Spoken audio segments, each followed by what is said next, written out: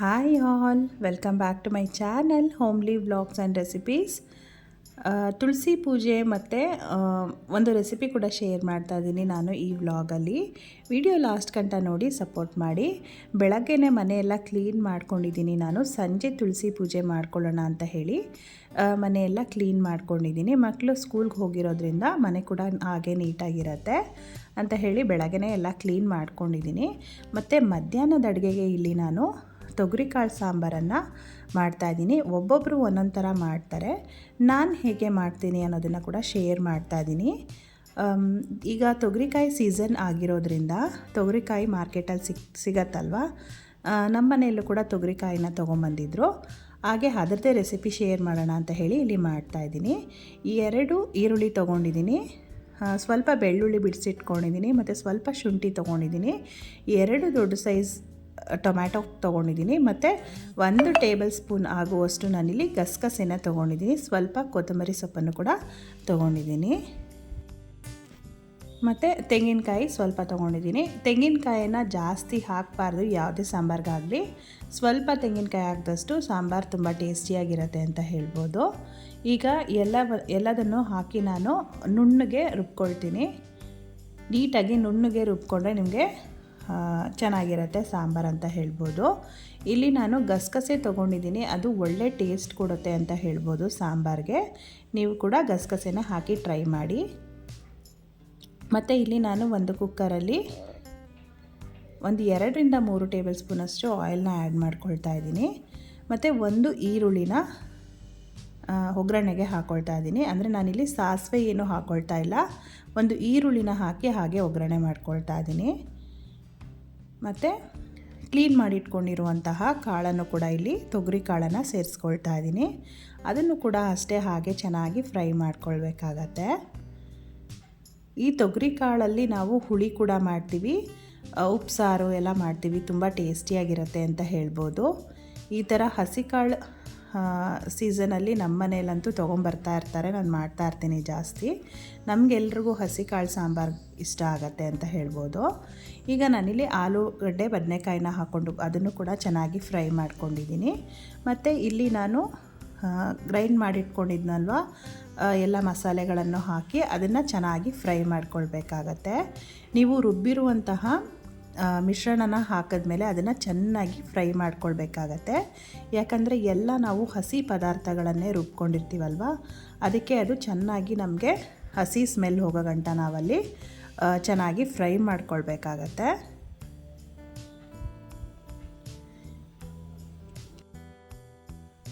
ಮತ್ತು ಖಾರಕ್ಕೆ ನಾನಿಲ್ಲಿ 2 ಟೇಬಲ್ ಸ್ಪೂನ್ ಆಗುವಷ್ಟು ಅಚ್ಕಾರದ ಪುಡಿನ ಆ್ಯಡ್ ಮಾಡ್ಕೊಳ್ತಾ ಇದ್ದೀನಿ. ಮತ್ತು 2 ಟೇಬಲ್ ಸ್ಪೂನ್ ಆಗುವಷ್ಟು ನಾನಿಲ್ಲಿ ಧನಿಯಾ ಪೌಡರ್ನ ಕೂಡ ಆ್ಯಡ್ ಮಾಡ್ಕೊಂಡಿದ್ದೀನಿ. ಎಲ್ಲನೂ ಹಾಕ್ಕೊಂಡು ಚೆನ್ನಾಗಿ ಫ್ರೈ ಮಾಡ್ಕೊಳ್ಬೇಕಾಗತ್ತೆ. ಆಗಲೇ ಹೇಳಿದಾಗೆ ಎಲ್ಲ ಹಸಿ ಪದಾರ್ಥಗಳನ್ನೇ ನಾವು ರುಬ್ಬಿರೋದ್ರಿಂದ ಆ ರಾ ಸ್ಮೆಲ್ಲೆಲ್ಲ ಹೋಗೋ ಗಂಟ ನಾವು ಚೆನ್ನಾಗಿ ಫ್ರೈ ಮಾಡ್ಕೊಳ್ಬೇಕಾಗತ್ತೆ. ಈ ಥರ ಮಸಾಲೆ ಹಾಕಿ ನೀವು ತೊಗರಿಕಾಯಿ ಸಾಂಬಾರು ಮಾಡೋದ್ರಿಂದ ತುಂಬ ಟೇಸ್ಟಿಯಾಗಿರುತ್ತೆ ಅಂತ ಹೇಳ್ಬೋದು. ಇಲ್ಲಿ ನಾನು ಆಲೂಗಡ್ಡೆನ ಸಿಪ್ಪೆ ಒರೆದ್ಬಿಟ್ಟು ಹಾಕ್ಕೊಂಡಿದ್ದೀನಿ. ನೀವು ಆಲೂಗಡ್ಡೆನ ಸಿಪ್ಪೆ ಎಲ್ಲ ಪೀಲ್ ಮಾಡಿ ನೀವು ಆ್ಯಡ್ ಮಾಡ್ಕೊಳ್ಳೋದ್ರಿಂದ ತುಂಬ ಚೆನ್ನಾಗಿರುತ್ತೆ ಅಂತ ಹೇಳ್ಬೋದು. ಮತ್ತು ಇಲ್ಲಿ ನಾನು ಮೈಸೂರು ಬದನೆಕಾಯಿನ ಯೂಸ್ ಮಾಡ್ಕೊಂಡಿದ್ದೀನಿ. ಬೇಕಿದ್ರೆ ನೀವು ಕ್ಯಾರೆಟು, ಬೀನ್ಸು, ವೆಜಿಟೇಬಲ್ಸ್ನೆಲ್ಲ ಆ್ಯಡ್ ಮಾಡಿಕೊಂಡು ಕೂಡ ಈ ಥರ ಗೊಜ್ಜು ಥರ ಮಾಡ್ಕೊಳ್ಬೋದು. ಅದು ಕೂಡ ತುಂಬ ಚೆನ್ನಾಗಿರುತ್ತೆ. ಈ ಸಾಂಬಾರು ನಿಮಗೆ ರೈಸ್ಗೆ, ಮುದ್ದೆಗೆ, ಚಪಾತಿ, ಪೂರಿಗೆಲ್ಲ ತುಂಬ ಚೆನ್ನಾಗಿರುತ್ತೆ ಅಂತ ಹೇಳ್ಬೋದು. ಇಲ್ಲಿ ನೋಡಿ ನಾನು ಚೆನ್ನಾಗಿ ಎಲ್ಲನೂ ಫ್ರೈ ಮಾಡ್ಕೊಂಡಿದ್ದೀನಿ. ರಾ ಸ್ಮೆಲ್ಲೆಲ್ಲ ಚೆನ್ನಾಗಿ ಹೋಗಿದೆ.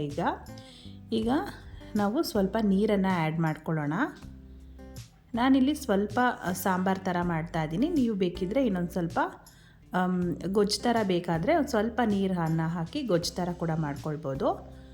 ಈ ಸಾಂಬಾರು ಆರಿದ ಮೇಲೆ ನಿಮಗೆ ಗಟ್ಟಿ ಆಗಿಬಿಡತ್ತೆ, ಯಾಕಂದರೆ ನಾವಿಲ್ಲಿ ಗಸಗಸೆ ಎಲ್ಲ ಆ್ಯಡ್ ಮಾಡಿರ್ತೀವಲ್ವ, ಸ್ವಲ್ಪ ಗಟ್ಟಿ ಆಗಿಬಿಡತ್ತೆ ಸಾಂಬಾರು. ಅದಕ್ಕೆ ನಾನಿಲ್ಲಿ ಸ್ವಲ್ಪ ಜಾಸ್ತಿನೇ ನೀರನ್ನು ಆ್ಯಡ್ ಮಾಡ್ಕೊಂಡಿದ್ದೀನಿ. ಈಗ ರುಚಿಗೆ ತಕ್ಕಷ್ಟು ಉಪ್ಪನ್ನು ಆ್ಯಡ್ ಮಾಡಿಕೊಂಡು ನಾವು ಲಿಡ್ನ ಕ್ಲೋಸ್ ಮಾಡ್ಕೊಳ್ಬೇಕಾಗತ್ತೆ.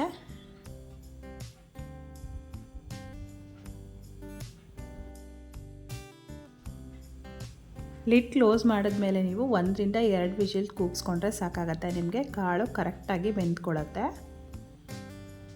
ನಾನಿಲ್ಲಿ ಕಲ್ಲುಪ್ಪನ್ನೇ ಯೂಸ್ ಮಾಡ್ತಾಯಿದ್ದೀನಿ. ನನಗೆ ಸಾಂಬಾರೆಲ್ಲ ಮಾಡುವಾಗ ಕಲ್ಲುಪ್ಪನ್ನು ಉಪಯೋಗಿಸೇ ರೂಢಿ. ಪುಡಿ ಉಪ್ಪಾದರೆ ನನಗೆ ಅಷ್ಟು ಅಳತೆ ಗೊತ್ತಾಗಲ್ಲ, ಅದಕ್ಕೆ ನಾನಿಲ್ಲಿ ಕಲ್ಲುಪ್ಪನ್ನೇ ಉಪಯೋಗಿಸ್ಕೊಳ್ತೀನಿ. ಈಗ ನೋಡಿ 2 ಕೂಗಿದಾದಮೇಲೆ ಸಾಂಬಾರು ರೆಡಿಯಾಗಿದೆ. ತುಂಬ ಟೇಸ್ಟಿಯಾಗಿತ್ತು. ಇದು ಆರಿದ ಮೇಲೆ ನಿಮಗೆ ಇನ್ನೂ ಗಟ್ಟಿಯಾಗೋಗುತ್ತೆ ಸಾಂಬಾರು. ನಾನಿಲ್ಲಿ ಈ ಸಾಂಬಾರು ಜೊತೆಗೆ ರೈಸನ್ನು ಮಾಡಿದ್ದೆ. ತುಂಬ ಟೇಸ್ಟಿಯಾಗಿತ್ತು. ನೀವು ಕೂಡ ಟ್ರೈ ಮಾಡಿ ಅಂತ ಹೇಳ್ತೀನಿ. ಮತ್ತು ನಾವಿಲ್ಲಿ ಸಂಜೆ ತುಳಸಿ ಪೂಜೆಗೆಲ್ಲ ರೆಡಿ ಮಾಡ್ಕೊಂಡ್ವಿ. ಅಮ್ಮ ಕೂಡ ಇದ್ದರು. ಸಂಜೆ ತುಳಸಿ ಪೂಜೆ ಎಲ್ಲ ಈ ಸರಿ ಸ್ವಲ್ಪ ಕನ್ಫ್ಯೂಷನ್ಸ್ ಇತ್ತು, ಯಾವತ್ತು ತುಳಸಿ ಪೂಜೆ ಮಾಡೋದು ಅಂತ ಹೇಳಿ. ನಾವು ಬುಧವಾರ ಮಾಡಿದ್ವಿ, ಅಂದರೆ ಮಂಗಳವಾರ ಕೂಡ ಮಾಡ್ಬೋದು ಅಂತ ಹೇಳಿದರು. ನಾವು ಬುಧವಾರ ತುಳಸಿ ಪೂಜೆನ ಸಂಜೆ ಮಾಡಿದ್ವಿ ಅಂತ ಹೇಳ್ಬೋದು. ಲಕ್ಷ್ಮಿಗೆ ಪ್ರಿಯವಾದ ಮಲ್ಲಿಗೆ ಹೂವನ್ನು ಕೂಡ ಇಲ್ಲಿ ಹಾಕಿದ್ದೀವಿ ನಾವು. ಮತ್ತು ಗೆಜ್ಜೆ ವಸ್ತ್ರ ಎಲ್ಲ ಅಲಂಕಾರ ಮಾಡಿ ಕೃಷ್ಣನ ನೀವು ಇಟ್ಬಿಟ್ಟು ಪೂಜೆ ಮಾಡಿದ್ರೆ ತುಂಬ ಒಳ್ಳೆಯದು ಅಂತ ಹೇಳ್ತಾರೆ. ಅದಕ್ಕೆ ನನ್ನ ಹತ್ರ ಕೃಷ್ಣಂದು ಒಂದು ವಿಗ್ರಹ ಇತ್ತು, ಅದನ್ನು ಕೂಡ ಇಟ್ಟು ಪೂಜೆ ಮಾಡ್ತಾಯಿದ್ದೀವಿ ನಾವಿಲ್ಲಿ.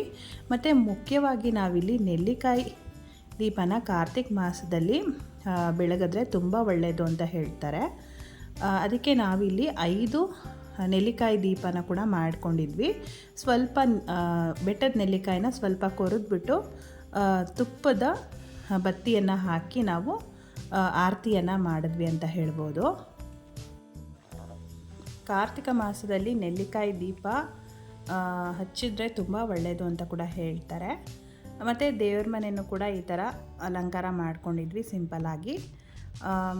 ಪೂಜೆ ಎಲ್ಲ ಚೆನ್ನಾಗಾಯಿತು ಅಂತ ಹೇಳ್ಬೋದು. ವಿಡಿಯೋ ಇಷ್ಟ ಆದರೆ ಲೈಕ್ ಮಾಡಿ, ಶೇರ್ ಮಾಡಿ, ಕಮೆಂಟ್ ಮಾಡಿ. ಇನ್ನೂ ಸಬ್ಸ್ಕ್ರೈಬ್ ಆಗಿಲ್ಲ ಅಂದರೆ ಪ್ಲೀಸ್ ಸಬ್ಸ್ಕ್ರೈಬ್ ಮಾಡ್ಕೊಂಡು ನೋಡಿ.